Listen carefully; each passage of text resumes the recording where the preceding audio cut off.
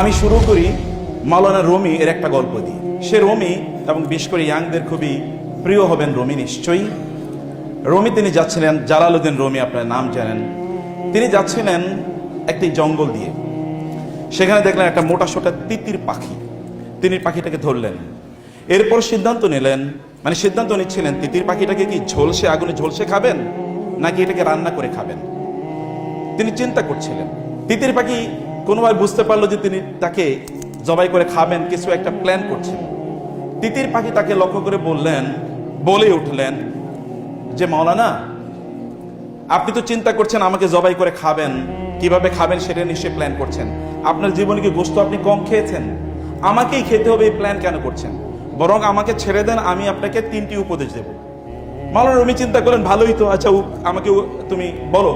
বলে না, আমাকে ছেড়ে দিতে হবে, তাইলে কেবলমাত্র আমি আপনাকে উপদেশ দেব।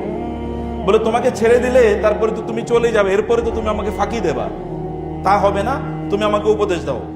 বলে আচ্ছা ঠিক আছে, আপনি আমাকে ধরে রাখেন, একটা উপদেশ ধরা অবস্থায় দিয়ে বাকিগুলো আমাকে ছেড়ে দিয়েন। বলে আচ্ছা বলো।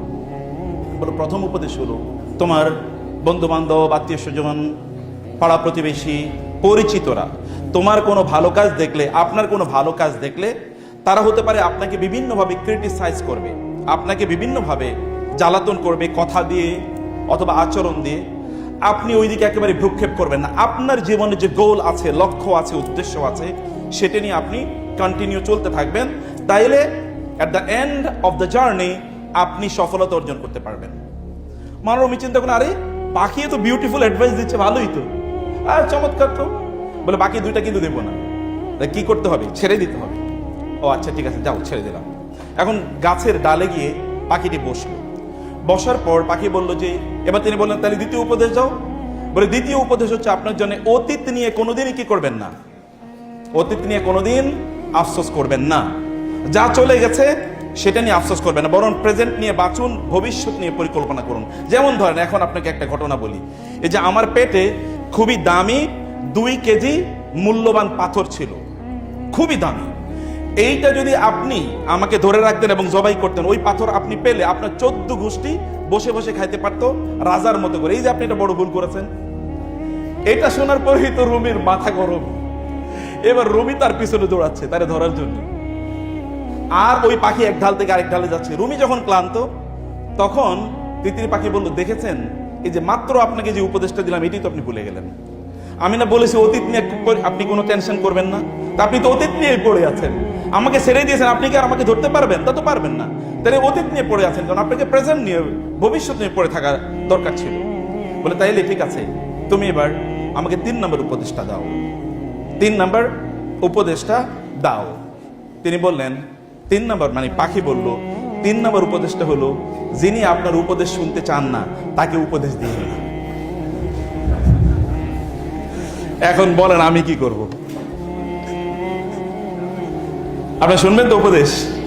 ওকে, মাশাআল্লাহ, জাযাকুমুল্লাহ খায়র।